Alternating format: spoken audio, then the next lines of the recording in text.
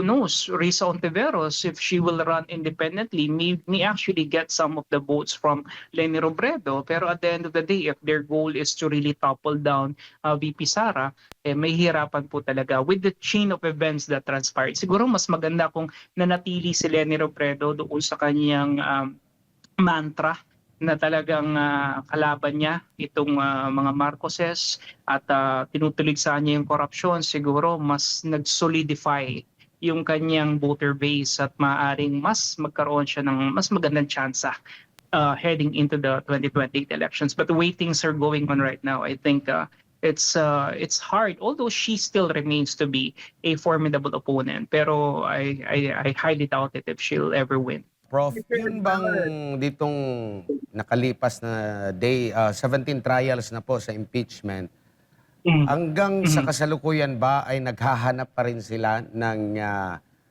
patunay? Parang parte pa rin ba ng sinasabing fishing expedition mula doon sa Kamara hanggang sa kasalukuyan? Kasi makikita mo rin sana nila the way sila magtanong, na-frustrate na rin sila kasi meron silang gustong lumabas sa bibig ng witness pero hindi nila makuha to the point na kanina nagkikritik na lang sila doon sa paulit-ulit na sagot po ng witness, Prof. Yeah, definitely. No. I think this is really an extension of their quite lengthy fishing expedition. And hindi ko alam kung kailan matatapos itong fishing expedition nila ito. Pero ayun nga, kasama Gadmar, no, from the very get-go, no, kung talagang wala maliwanag na patayan yung kanilang mga or konkreto or solido na pinaglalagyan yung kanilang mga aparatang sa agkilawang pangulo, lalabas at lalabas talaga to no? And I think this is exactly what we are seeing right now. For example, the amount in question and the nature of the funds that is in question. And I think it's incumbent for them to really establish, number one, the paper trail, that the vice president was able to amass this amount of money straight into her into her account or whatever it is, kinakailangan may establish yun para masabi natin na talagang nakinabang siya doon sa pera ng bayan o doon sa kaban ng bayan. Pero up to this time, hindi pa rin nila to na-establish, and they're focused on this people na gumawa ng kaparaanan para talaga mangyari yung pag-transfer ng funds and everything. Pero yun nga, lumalabas naman kasi na dumaan naman talaga sa tamang proseso. So if it was indeed a regular and a legal process that transpired, so anong problema? So again, I'm really waiting and hoping that the prosecution will be able to lay down specific incidents or at least provide a clear-cut paper trail na magsasabi na itong ikalawang pangulo nakinabang, nagpayaman, nagpasasa sa pondo ng bayan. Kasi hanggat hindi natin na-establish yun, it will still remain to be a confidential fund that was used primarily for the purpose intended for the fund in the first place, which of course the OVP and even the DepEd was able naman to actually use based on their documented COA evidences, yung mga COA returns nila. So again, I would like to challenge, and still siguro not really challenge, but I would like to cheer on the prosecution. You can still do it. You can still you can still recover. Kaya nyo pa yan. Galingan nyo lang. I hope makabawi kayo sa mga susunod na paglilitis. Opo. Pero nakikita nyo po ba, Prof, na kung paano ginastos ng OVP at DepEd ang confidential fund, pagbabatayan natin yung naging payag ni Gina Acosta na dinisburse niya yung, sabi niya, dinisburse niya yung pera doon kay La Chica. Si La Chica nag-implement noon. Do you think na ito rin yung common o regular na ginagawa sa iba pang mga ahensya ng gobyerno sa uniform personnel na meron ding confidential at intelligence fund? That's the problem, Sir Edmar, primarily because ang focus natin kasi rito, masyado tayong masyado tayo naka-focus dito sa 125 million. Nasabihin na natin 625 million in total, no, ng mga confidential fund ng OVP at ng DepEd. Pero alam po ba natin, ano, the confidential funds of other agencies like the DSWD, for example, or itong Department of Health and many others, no, ang laki rin naman ng kanilang mga unaudited and unliquidated funds, no, and they amount into the billions. Pero bakit hindi natin tinitignan, o bakit hindi natin at least mas scrutinize man lamang ng tama? Pero nakafocus tayo dito sa Office of the Vice President at sa DepEd, no. I think yun nga, yung principle kasi ng tinatawag natin na uniformity across all government agencies, hindi natin nakikita rito. And I think this is where the ugly head of politics comes in, because the Vice President is the front runner in the 2028 elections, and because the Vice President, no matter what they do and no matter what claims they make against her, it's still having a very comfortable lead at this point. Is that the reason where they're dead set and focus only on the OVP and on the DepEd, when in fact other government agencies, and I believe even the AFP, will have billions and billions of intel and confidential funds? Is this properly being dispensed? Is this properly being dispersed? Is this properly being accounted for?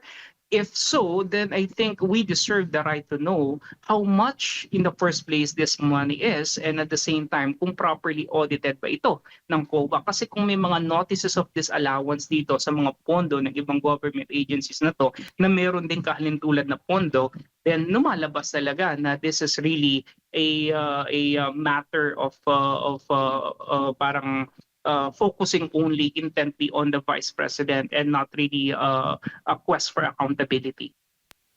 Opo. At kumbaga, nakikita natin dito na pinipili lang nila kasi kumbaga, yung presumption of regularity, kung pagbabatayan mo, yung sinasabi ni Acosta, ang problema lang, hindi tinatanggap, no?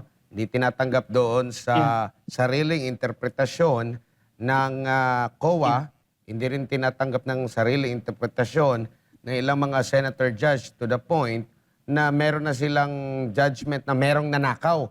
Gaano po ito nakakabahala, Prof, pag mayroon ng ganito na meron na conclusion na meron ng nanakaw ang nanakaw ng pera ng taong bayan sa confidential fund ng OVP? Alam nyo, hindi lang dito sa impeachment na-establish ito, no? Itong ganitong mentality at yung ganitong behavior nitong ating mga tumutulig sa ikalawang Pangulo, no? Even during the Justice Committee hearings, no, doon sa pre-trial, no, and even doon sa Quadcom hearings, no, na-establish na po natin yan, no, that this is really more of witch hunting, that this is really more of persecution, nothing more, nothing less. At buo na yung kanilang pasya, no, na ang ikalawang Pangulo ay meron talagang pagkakasala na nagawa, no. Pero yun nga yung nakakalungkot kasi I really don't understand, no, how these people are trying to project this thing when in fact we are in a digital age, no, when information is at your fingertips, no.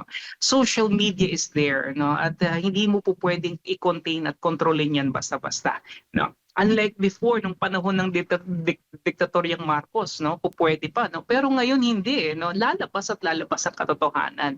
At kahit ano pang gawin natin, ano, na pagpihit dito, nagiging obvious, no? Dahil kasi nga lumalabas na may mga kaalyado, halimbawa ito prosecution panel na to, no, Jervil Luistro, Terry Ridon, and many others, they themselves are all also being implicated in multi-billion peso issues, no, which hindi pa nga nila na dispel in the first place. Bakit? Kasi wala naman nagpa-file ng kaso. Bakit wala nagpa-file? Kasi nga alam natin at marami ang nakakaunawa na hindi naman uusad dahil nga kaalyado sila at sanggang dikit sila ng Pangulo, no? And of course, kitang-kita natin na kung ikaw ay nasa panig ngayon ng administrasyon, you are really protected. and you could definitely mark yourself safe, no? Kaya nga ito yung nakikita ng ating mga kababayan ngayon na yung ginagawa laban sa ating ikalawang pangulo walang iba kundi paraan lamang nila para talaga i-distract at i-discount yung ating ikalawang pangulo so that she will not be able to run for 2028 elections. Pero unfortunately, all the efforts, all the money and the resources being spent on this is backfiring, ano, at hindi nila talaga nakukuha yung resulta. And like I said a while ago, if I were the president, if I were the prosecution, if I were the senator judges that allied to the president, talagang nakakasira ng ulo yan at nakakainis yan. Bakit ganoon? Bakit walang nangyayari sa lahat ng ginagawa nating effort? Ano yun, nasasayangan ako doon sa panahon, oras at pera na ginugugol nila rito. And nakakaawa at the same time na ganito yung nangyayari. Pero yun nga, like I said a while ago, sana rin naman, magkaroon pa rin naman ng magandang laban later on. Opo, labas lang ako konti sa impeachment trial, Prof. Dito ako sa isa sa mga senator judge na abala din sa pag-iikot ngayon at aminado nga siya na talagang nag-aanda na siya sa posibleng presidential race. Tingin mo makakatulong yung kanyang mga pagtatanong, mga pahayag niya within sa impeachment court para sa kanyang possible na pagtakbo, considering isipin ng tao, kaya yan siya, ganyan siya magtanong kasi tatakbo yan magiging kalaban niya si VP Sara. Prof. Well, in the first place, hindi naman natin siguro may aalis sa kanya yung kakayahang magtanong because she's a senator judge, you know. Now, as to what really the purpose and the intent, I think I would say number one, it could be judicial. On the other hand, it may be political, no. Pero sa totoo lang, ano, kahit naman siguro, I'll just be very frank and honest about this. The latest survey results, no, 55% I think went to the vice president, and she got like around 1% or 2% or something like that. Okay, I tell you this: it will take a great deal of effort, painstaking considerations on her part, no, for her to be able to mount a good fight against the vice president, no. And nakakalungkot because the vice president is not even doing anything other than defending herself in the impeachment court. She is not really making pronouncements against administration na sobra-sobra, no. Wala masyadong nagiging pahayag except for yung naging panawagan niya na yung travel expenses ng Office of the President gawing publiko, which I think is right, no? Kasi nga, we're demanding accountability, di ba? And I think that's just right. Pero, I mean, going back to the senator judge, mukhang lahat na yata gagawin niya, no? At ginagawa naman niya ngayon, pati pagkanta sa mga palengke, pakikipag-ulayo sa mga tendero ng isda, ng manok, ng baboy, pero mukhang makikita natin sa susunod na survey kung tataas ng mga 1% or pinakamataas na siguro 2% yung kanyang numero, no, later on. I think she is trying to convince not only herself, no, but also her allies that she is capable. I think it's not really convincing not really convincing the entire Philippine nation that she is capable, because majority of the Filipinos naman knows that she is not capable. So it's really more about convincing, number one, her allies, and number two, herself, no, that she can do it and that she can make it. Pero yun nga, the way we're seeing it, all the efforts, no, right now, okay lang naman yun, tama naman, because after all, she has the right to run for public office. Pero to say the very least na what she's saying will create a dent against the vice president, which will naturally redound to her advantage over her, I think that's a big misconception on her part if she's thinking that way now, because naturally and definitely hindi po nangyayari yun at hindi makikita yun. Ang isa sa mga sinasabing magiging katunggali pa ni VP Sara sa 2028 ay itong si dating Vice President Leni Robredo. Tingin niyo po, sapat na yung kanyang, after nung kanyang pagtakbo na natalo siya at naging mayor siya ngayon, sapat na yan para mag-resonate yung pangalan niya, lalo na sa Visayas at Mindanao. Siguro dito sa Luzon, may laban-laban, lalo na sa kanyang lugar. Pero yung kanyang naging trabaho ngayon, yung pagiging mayor niya ngayon, sapat na ba ito para makumbinse yung kabuuan sa Pilipinas, mga Pilipino, para siya ang iboto, di kayo magkaroon ng magandang laban sa darating na 2028 elections? Akala ko kasama ng Atmar, ang sasabihin mo, sapat na ba yung 500 million? Okay, hindi. Kidding aside, no. Well, sa totoo lang, ano, if you're going to ask me upfront, if there's one person that could somehow mount a good fight against the vice president, I think it will have to be Leni Robredo. Okay, I think it will have to be her. Now, why? Why? Well, number one, meron din siya kasing solid block, no, to begin with. Pero ang nakakalungkot ngayon kasi doon sa solid block na yon, and I'm not only talking about the geographical block, no, dito sa Bicol, pero I'm also referring to the kakampings, no.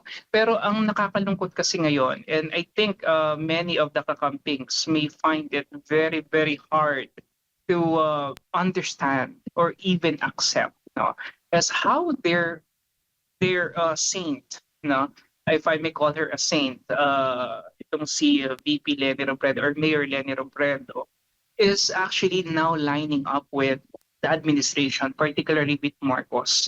And nakakalungkot siguro para sa kanila na yung mga binanggit nila na mga pahayag doon sa mga lalaking rally nila sa Ortigas, sa Pasig, wherein nagkulay rosas talaga yung kabuuan ng stretch ng Pasig ngayon. Mukhang ngayon itinalikuran na kapalit ng 500 million pesos, no, na ipinangako naman at binigay sa kanya ni President Marcos, no. I think hindi ito nagre-resonate doon sa good governance mantra na gusto nilang sabihin, because if you are not able to act out or to even call out the corruption happening because of the flood control, then there is no reason why you should be saying that you are in favor of good governance, because anti-corruption mechanisms and anti-corruption stance is a very, very important congruent factor on good governance. In fact, kaya nga tayo may prinsipyo ng good governance, sana maintindihan po natin sa lahat ng ating mga taga-subaybay, dahil may corruption. Because there is this direct correlation between corruption and good governance, di ba? Pero kung ang ating ikalawang pangulo na siyang iniisip nila na magiging matibay na pambato, no, ng administrasyon, kung mamanokin man siya, no, ni Marcos, parang may mga malalagas, no, sa kanya, lalong-lalo na yung mga purist na kung tawagin, yung mga talagang naniniwala doon sa presensya at sa esensya ng good governance. Mukhang hindi na niya ito makukuha dahil sa ginawa niyang pagtanggap ng malaking pera na yon kay Marcos at sa pagtalikod niya doon sa kanyang mga tinura nung panahon na sila ay magkatunggali bilang Vice President noong 2016 elections, no. And I think this is para sa mga kakamping, no, ito ay mahirap i-reconcile yung idea na yon, no. Mahirap i-justify or i-rationalize kung bakit niya ginawa yon. And I think many of them may be thinking, of putting up their votes or going to other potential candidates. Who knows? Risa Ontiveros, if she will run independently, may actually get some of the votes from Leni Robredo. Pero at the end of the day, if their goal is to really topple down VP Sara, may hirapan po talaga with the chain of events that transpired. Siguro mas maganda kung nanatili si Leni Robredo doon sa kanyang mantra na talagang kalaban niya itong mga Marcoses at tinutuligsa niya yung korupsyon. Siguro mas nag-solidify yung kanyang voter base at maaaring mas magkaroon siya ng mas magandang tsansa heading into the 2028 elections. But the way things are going on right now, I think it's hard, although she still remains to be a formidable opponent. Pero I highly doubt it if she'll ever win. Huli na lang po, Prof. Sa tingin niyo po, bakit kaya lumabas din yung issue, no? patungkol daw sa gusto raw makipag-usap ni Vice President Sara Duterte kay PBBM. Una yata itong kumalat sa mga vlogger na mga tinatawag na loyalista.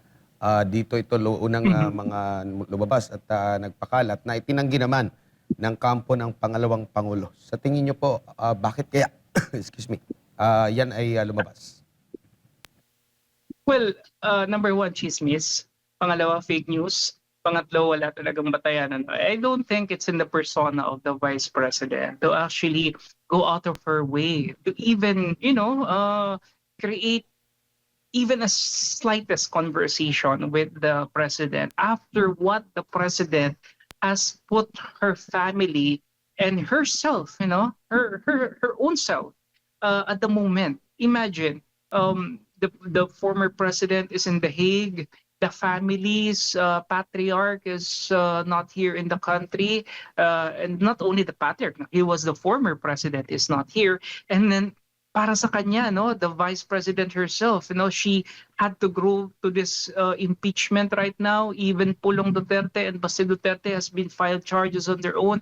So in short, this is really a parang well executed demolition job on the family, And I don't understand why on earth will Sara Duterte, the vice president, will go out of her way to even create a dialogue or make a conversation with the president, or siguro maaari nga, pero I'm sure she will not be saying very nice things or pleasantries to the president, but rather maybe she would like to tell the president to his face, what's going to happen in the future, maaari yun yung sasabihin niya para maliwanag daw sa Pangulo kung anong kakaharapin niya after 2028. Opo. Siguro, Prof, huli na lang, mensahe po ninyo sa ating mga kababayan at idugtong ko na rin yung naging pahayag sa isang panayam ng isang House Prosecutor, abogado po, sabi niya, ayaw na niyang makitang magkaroon muli ng people power kung hindi, kung ma-acquit daw o ma-absuelto itong si VP Sara Duterte sa impeachment trial. O sa tingin ho ninyo, opposite po ang mangyayari? Wala naman talaga magiging people power in the first place. They do not have the numbers to mount a people power. Pangalawa, the people are already tired of that. Sabi ko nga sa inyo, in the past, with all these things that are happening right now, the flood control and all of this corruption scandals, if the public is still invested in mounting a people power, we can do so, pero alam nyo, sa sobrang hirap ng buhay na binigay sa atin ng administrasyon na to, parang mas pipiliin na lang nila na magtrabaho, Mas pipiliin na lang nila na kumayod kasi nga ang hirap mabuhay sa panahon ngayon kesa mag-rally.